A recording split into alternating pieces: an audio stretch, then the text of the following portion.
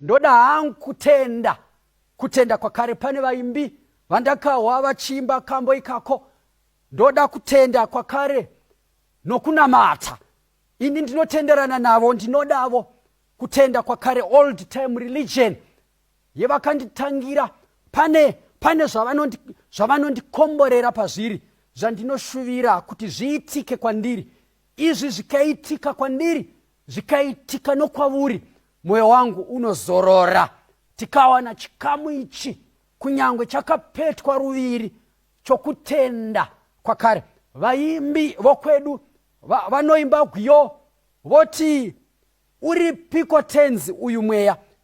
Hymn 195, tenzi tonderanyi kare, mutipevo iri simba, mutipevo uyu mweya.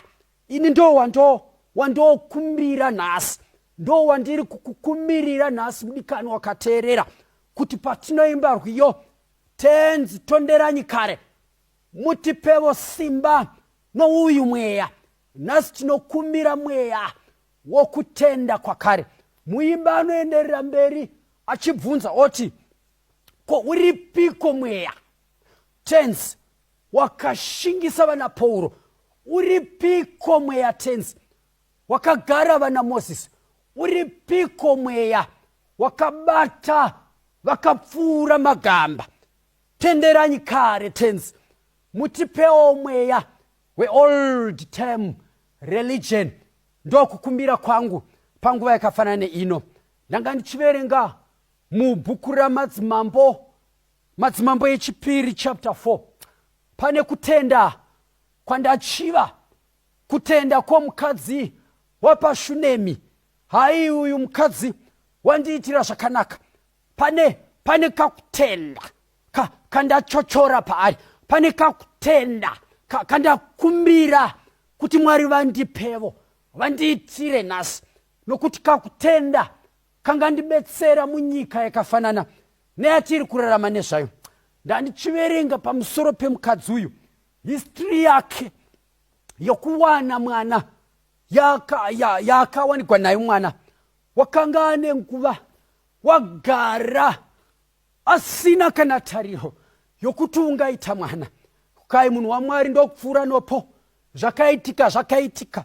Kukaitomiitireiko mukadzi uyu? Waita zvakanaka. Wakai mudane kuno naElisha, kanzi wakati wamudana kanzi uchava nomwanakomana. Hatina nguva tinomanya. Nguva yakatevera, gore rakatevera, zviro kwazvo mudzimai wakava nemwana, pakava nomufaro mukati memhuri. Mwana awanikwa. Ndoda kuimagina the joy yakava mukati memhuri iyi. Vasina vasingatarisiri mwana, ndokubva avuya nenzira yakadaro, sezvazvakaita kunyange nokuna Abrahama asingatarisiri. Mwana akadikamwa. Ndinorangarira vana mai vemazuva atakura, kwainzi kune mwana ainzi ndewe operation, wakasingarohwi kumakura uko maiti kana muchitamba naye bhora maiziva matambiro amunoita nemwana weoperation, nokuti waiti kana mukamutsika zvisizvo weoperation akandoreva kumba kuna mai kuti vava vachindirova, mai vaiuya vakavhura hembe kuti weoperation ndeweoperation, mwana wangu weoperation. Haikwisa izvozvo, mai vaona mai nemwana weoperation. Mwana uyu ndokuya nenzira iyoyo kwandiri, mwana weoperation. Mwana uyu womudzimai womushune wanga ari so dear to this woman. Shoko raMwari rinoti zvakaitika. Nguva ichifamba mwana unogwara. Bhaibheri rinoti wakati musoro. Baba vake vakati endai naye kuna mai vake. Hazvina kutora nguva, mwana ndokunyarara, ndokubva apera. Old time religion. Mafungiro angu okuti mwana weoperation, mwana wenhamo, mwana wokuya nenzira yekunzunzutira. Mudzimai womushunemi taifanira kutambura naye nezuva iroriri. Kwaifanira kuita batai. Hakuna chakanaka chaibuda nemudzimai wemushunemi. Ndo musi wamai wakuti vakangofenda ndokubva vanyarara ndokupera ipapo. Ndo musi wazvingade zvakarekodwa kui vakangozhamba ndokukwidza neraini havana kudzoka. vachichema mwana weoperation. Zvaifana kurekodwa mufungwa mwangu kuti ndo musi wavakatanga kutodla mumabhini, kutorashika, kutodambuka fungwa, ndo kutotanga kudla mumabhini mukadzi weShunemi. Zvaifana kurebwa kuti ndo musi wakabvarura hembe yedhoka akati zvokunamata handichadi, ndimwari rudzii unonditorera mwana weoperation. Ndo musi wawaifanira kuramba Mwari pachena, kumutuka pachena kuti Mwari wenyu uripi, Mwari mandiramba, Mwari mandifuratira, Mwari mandiseka, Mwari mandituka. Waifana kunyora detembo mukadzi weShunemi rokutuka nokuvunza Mwari. Where art thou, my God? Muripi Mwari? Munonyararirei? Sei muchidaro? Waifanira kuenda neraini zvokusadzokazve. Old time religion. Mwari ndiitireiwo nhasi. Mudzimai weShunemi, kutenda kwakare ndo kwandinochemera nhasi. Mudzimai waifanira kupenga, waifanira kudambuka fungwa. Shoko raMwari rinoti, ayayaya, kutenda kwakare. Unoti iye ndigadzirirei mbongoro, ndokubva vamugadzirira mbongoro zvakanaka-naka, ndokubva asumudza gwendo, ndokutanga kufamba akananga kumunhu waMwari.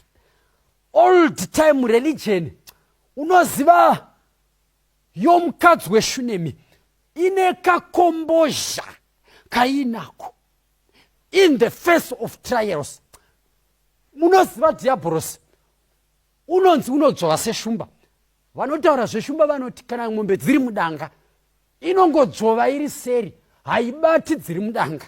Kana yadzova yasvetukira pashe ndo inobatwa yodliwa. But mukadzi weShunemi, shumba yadzova, unoziva ane kakombozha kakudzikami, kakupozera shumba, kakupozera diabhorosi, kamushirindindi. Hey, old time religion, kamushirindindi pamberi padiabhorosi, ndo kamushirindindi kanobhohwa Satani, kanopedza zano raSatani. Satani chaanoda ndechekuti akaomba tobuda tishetuke, tibude kunzwe kwedanga. But old time religion yomukadzi weShunemi, shumba yadzova, hameno mudzoveroi muupenyu nomumhuri, hameno mudzoveroi wayaita iwe ndo unoziva. Old time religion tonderanyi kare, mutipe kutenda kwemukadzi weShunemi. Waitigwa mashura muupenyu, waitigwa mashura nomukadzi, waitigwa mashura nomurume, mashura navana. Nyika yakuitira mashura, rufu rwakuitira mashura. Old time religion yemukadzi weShunemi ine kakombozha ine kakombozha, ine kamushirindindi pamberi paSatani. Kai ndokubva atoita mushe, ndokubva atotora mbongoro, ndo zvinotaura Bhaibheri, ndokubva atanga rwendo akananga kumunhu waMwari kwaanoziva kuti ndo kunowana rubatsiro. Teerera uwe kutapira kunoita nyaya iyi. Bhaibheri rinoti ari muzhira mukadzi weShunemi unosangana naGehazi. Kwai Gehazi ndokusangana naye mukadzi weShunemi, aonekwa munhu waMwari wamuona kuti uye mukadzi weShunemi uyo ari kuuya kukai Gehazi, manya uende unosangana naye. Zvikanzi uti kwaari, makafara here? Murume wenyu wakafara here? Nomwana wakafara here? Teerera uwe paanza ye-old time religion yokutenda kwakare kwemukadzi weShunemi. Teerera uwe anza yashobedza kukai iye akati haiwa takafara zvedu. Unoona kutenda kwemukadzi weShunemi, unoziva zvokutaura kune vanhu vokutaura. Unoziva kuti uyu ndiGehazi uyu ndiGehazi uyu. Gehazi haaziye une rubatsiro gwangu. Facebook mai will never answer your prayer. Mastatus usati wamanya nawo enda kumwene wenyaya. Nasi vanhu vakawira dambudziko vakadzovegwa neshumba rufu gwapinda. Handina kuti zvakaipa kuti udze vanhu paFacebook nepaWhatsApp kuti ndo dambudziko randiwira. Handizvo zvandinoreva, ndibate zvakanaka. But usati waenda ikoko, ziva pane nyaya yako, ziva vana Gehazi, nokuti Facebook ndivana Gehazi. Uchenjere kuti handi vose vaunoti mafriends vachakunamatirira. Saka kwandiri ndiGehazi muri pere vanhu, but kune umwe chete akavimbika akatendeka. Kune nyaya mukadzi weShunemi, old time religion inoziva kokuisa nyaya. Nyaya inoiswa kuna Jesu. Burdens are lifted at Calvary. Nyaya ngaiende kuna Jesu. Udza Jesu. Vaimbi vanoimba vachidaro voti kuna Jesu, kuna Jesu zvino, kuna Jesu, kuna Jesu zvino. Kuna Jesu ndo zvavanotaura. Vanoti kuna Jesu. Hama inodikanwa, munhu unokurasisa, munhu unokureva akuudza, munhu unoti ndokunamatira haakunyengeteri, munhu anoti wamudza anowana nyaya newe. Kuna Jesu, kuna Jesu zvino. Ndo zvakazikanwa neold time religion. Ikati Gehazi usada kundibata zvikanzi haiwa vakafara zvavo, achienda nenyaya dzake. Ziva vokuudza nyaya yako, ziva vokuudza nyaya yako, kwete kuudza vose vose. Iwana Gehazi vako unovaziva, iko ndo unovaziva. Nyaya dzako ndoma dzinoperera imomo munana Gehazi nezvimwe. But old time religion yemukadzi weShunemi yaiziva kuti pana Jesu ndiye akati, come unto me all you are heavy laden, ndikupei zororo. Tererai munzwe mudikani. Akakoka vanhu kuti vauye nenhamo dzavo. Handisati ndambomuona ini munhu wakaita invitation yaJesu yokuti huyai mose makaneta makaremegwa ndikubetsere. Handisati ndamuona munhu iyeye. NdiJesu oga akaita invitation. But vanhu vanoti takarasima kuenda kune vanhu vasina ngopa invitation iyoyo. Old time religion inoziva kuti nyaya inopera pana Jesu Kristu. Terera unzwe mudikamwe kana waombegwa nezvarema muupenyu. Old time religion yemukadzi womuShunemi, enda unogwesha pana Jesu, enda unochema kuna Jesu. Nanga kuna Jesu veduwe, chimbosiya vanhu ava. Nanga kuna Jesu, udza Jesu. Jesu woga waudza Jesu here. Old time religion ndo zvayaiziva. Yaiziva kuti nyaya inoudzwa Jesu. Kutenda kwakare old time religion kwamukadzi weShunemi zvikai murume ari right, murume ari right nemwana ari right, but anga asiya mwana achiri kudziya. Ina handisandamboona kutenda kwakadai.